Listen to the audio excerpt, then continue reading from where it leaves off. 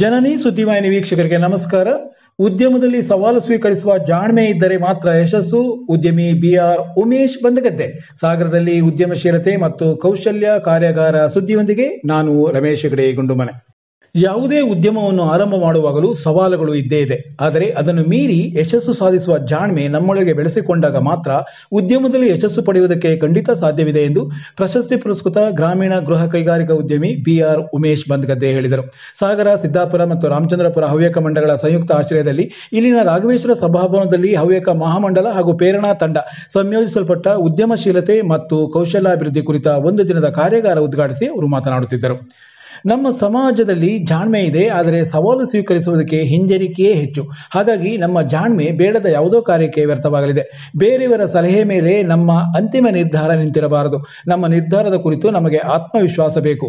ಉದ್ಯಮ ಇಂದು ಆರಂಭಿಸಿ ನಾಳೆಯೇ ಯಶಸ್ಸು ಆಗಬೇಕು ಎನ್ನುವ ಹಠ ಬೇಡ.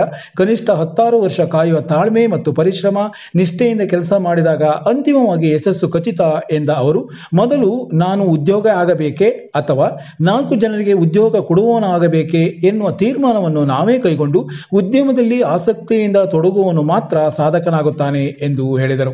ಸಾಗರ ಹವ್ಯಕ ಮಂಡಲದ ಅಧ್ಯಕ್ಷ ಮುರಳಿ ಗೀಜಗಾರು ಅಧ್ಯಕ್ಷತೆ ವಹಿಸಿದ್ದರು. ಹವ್ಯಕ ಮಹಾಮಂಡಲದ ಯುವ ಪ್ರಧಾನ ಎಂ ಕೇಶವ್ ಪ್ರಕಾಶ್, ಪ್ರಾಂತ್ಯ ಕಾರ್ಯದರ್ಶಿ ರುಕ್ಮಾವತಿ ರಾಮಚಂದ್ರ, ಕರ್ನಾಟಕ ಬ್ಯಾಂಕ್ ಸಾಗರ ಶಾಖೆಯ ವ್ಯವಸ್ಥಾಪಕ ಹರೀಶ್ ಭಟ್ ಮತ್ತಿತರರು ಈ ಸಂದರ್ಭ ಹಾಜರಿದ್ದರು.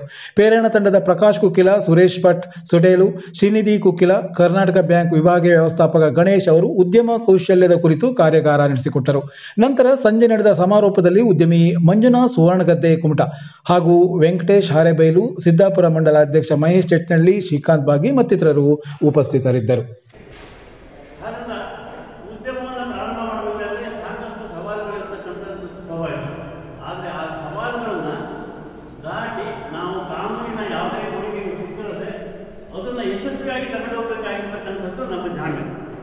ನಮ್ಮ ಬ್ರಾಹ್ಮಣರಲ್ಲಿ ಸಾಕಷ್ಟು ಜಾಣ್ಮೆಗಳಿದೆ.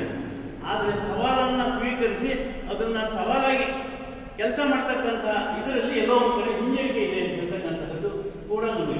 ನಾವೊಂದು ಉದ್ಯೋಗ ಮಾಡಬೇಕು ಅಂದರೆ ನಾವು ಉದ್ಯೋಗ ಕೊಡುವಂಥವ್ರಾಗಬೇಕು, ಬೇರೆಯವ್ರ ಕೈ ಕೆಳಗೆ ಕೆಲಸ ಮಾಡತಕ್ಕಂಥವ್ರಾಗಬೇಕು. ಯಾವುದು ನಾವು ಆಗಬೇಕು ಅಂತಕ್ಕಂಥ ಆಯ್ಕೆ ಕೂಡ ನಮ್ಮಲ್ಲಿ ತುಂಬ ಮುಖ್ಯ ಅಂತ ನನ್ನ ಅನಿಸಿಕೆ. ನಮ್ಮಲ್ಲಿ ಜಾಣ್ಮೆ ಇದೆ ಬೇಕಷ್ಟು. ಆ ಜಾಣ್ಮೆಯನ್ನು ಬೇರೆ ಯಾವುದೋ ಕಂಪನಿಯ ಉದ್ಯೋಗಗಳು ಆಗಬೇಡಿ ಅಂತಲ್ಲ ನಾನು ಹೇಳ್ತಕ್ಕಂಥದ್ದು.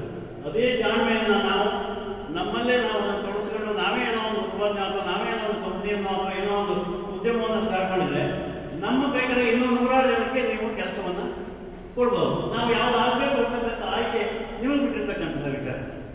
ಆದರೆ ನಮ್ಮ ಉದ್ಯಮವನ್ನು ನಾವು ಪ್ರಾರಂಭ ಮಾಡಿದರೆ ನಮ್ಮ ಶ್ರಮ, ನಮ್ಮ ನಿಷ್ಠೆ ಆ ಉದ್ಯಮದ ಮೇಲೆ ತುಂಬ ಬೇಕಾಗುತ್ತೆ. ಯಾಕೆಂದರೆ ಒಂದು ಯಶಸ್ವಿ ನಾವು ಒಂದು ಉದ್ಯಮವನ್ನು ಯಾವುದನ್ನೇ ಸ್ಟಾರ್ಟ್ ಮಾಡಿದ್ರು ಕನಿಷ್ಠ 10 ರಿಂದ 15 ವರ್ಷ ನೀವು ಅದರ ಮೇಲೆ ನಿಮ್ಮ ಎಲ್ಲ ಶ್ರಮವನ್ನು ಹಾಕಿ ಕೆಲಸ ಮಾಡಿದರೆ ಮಾತ್ರ ಆಮೇಲೆ ಅದರ ಪ್ರತಿಫಲ ಅಥವಾ ಅದನ್ನು ಒಂದು ನಿಮಗೆ ಬೆನಿಫಿಟ್ಟು ಅದರಿಂದ ಆವಾಗ ನೀವು ನಿರೀಕ್ಷೆ ಮಾಡ್ಬೋದು. ಅಲ್ಲಿ ತನಕ ನನ್ನ ಉದ್ಯೋಗ, ನನ್ನ ಕೆಲಸ, ನಂದು ಇದು ನಾನು ಮಾಡ್ತೀನಿ ಅಷ್ಟು ಮಾಡಿದರೆ ಮಾತ್ರ ನನ್ನ ಉದ್ಯಮವನ್ನು ನಾವು ಯಶಸ್ವಿಯಾಗಿ ನಡೆಸಲಿಕ್ಕೆ ಸಾಧ್ಯ. ಇವತ್ತು ನಮ್ಮಲ್ಲಿ ಇದೆ ಕೆಳಗೆಯಿಂದ ಮುಂದೆ ನಾನು ಉದ್ಯಮವನ್ನು ಪ್ರಾರಂಭ ಮಾಡಬೇಕಾದ್ರೆ ಈ ಹಳ್ಳಿನಲ್ಲಿ ಇಂಜಿನಿಯರಿಂಗ್ ವರ್ಕ್ಸು ಇದು ಎಲ್ಲಿ ಆಗುತ್ತೆ ಇದೆಲ್ಲ ಸುಮ್ಮನೆ ಸರಿ ಹೇಳ್ತಕ್ಕಂಥ ಒಂದು ಭಾವನೆ. ಈವನ್ ನಾನು ಮೊದಲನೇ ಸರಿ ಇಂಡಸ್ಟ್ರಿಯಿಂದ ಶುರು ಮಾಡಬೇಕು ಬ್ಯಾಂಕ್ನವ್ರ ಯಂತ್ರಕ್ಕೆ ನಾನು ಏನೋ ಒಂದು ಚಿಕ್ಕದಾಗಿರ್ತಕ್ಕಂಥ ಒಂದು ಸಾಧಕ ಬೆಳಗ್ಗೆ ಇಟ್ಟಾಗ ಕೂಡ ಹಳ್ಳಿನಲ್ಲಿ ಇದೆಲ್ಲ ಉದ್ಯೋಗ ಆಗಲ್ಲ. ಈಗಂದರೆ ಇವತ್ತಿನ ಕಾಲ ಅಲ್ಲ, ಈಗ 30 ವರ್ಷದ ಹಿಂದಿನ ಕಾಲ. ಹಳ್ಳಿನಲ್ಲಿ ಇಂಥ ಉದ್ಯೋಗಗಳೆಲ್ಲ ಇದು ನಡೆಯಲ್ಲ, ಕಷ್ಟ ಆಗುತ್ತೆ ಹೇಳಿ ನನ್ನ ರಿಜೆಕ್ಟ್ ಮಾಡಿ ವಾಪಸ್ ಕಳಿಸಿದ್ರು. ಏನೋ ನಾವು ಮಾಡಬೇಕು ಅಂತಕ್ಕಂಥ ಒಂದು ಛಲ ಇತ್ತು. ಇವತ್ತು ನಮ್ಮ ಉದ್ಯಮ ಚೆನ್ನಾಗಿ ನಡೀತಾ ಇದೆ. ಸುಮಾರು 130 ರಿಂದ 140 ಜನ ನಮ್ಮಲ್ಲಿ ಕೆಲಸ ಮಾಡ್ತಾ ಇದ್ದಾರೆ. ಅತ್ಯಾಧುನಿಕ ಯಂತ್ರೋಪಕರಣಗಳು ಕೂಡ ನಮ್ಮಲ್ಲಿ ಇದ್ದಾವೆ. ನಮಗೆ ಅದರ ಬಗ್ಗೆ ಗೊತ್ತಿಲ್ಲ, ಆ ಉದ್ಯಮದ ಬಗ್ಗೆ ಗೊತ್ತಿಲ್ಲ, ಅದನ್ನು ಹೇಗೆ ಸ್ಟಾರ್ಟ್ ಮಾಡಿದ್ರೆ ನನಗೆ ಸಾಧ್ಯವ ಇಲ್ಲ, ಆಗಲಿಕ್ಕಿಲ್ಲ, ಈ ತರದ ಹಿಂಜರಿಕೆಗಳು ಇದೆಲ್ಲ ಅದರ ಆಮೇಲೆ ನೋಡಿ ನಮ್ಮಲ್ಲಿ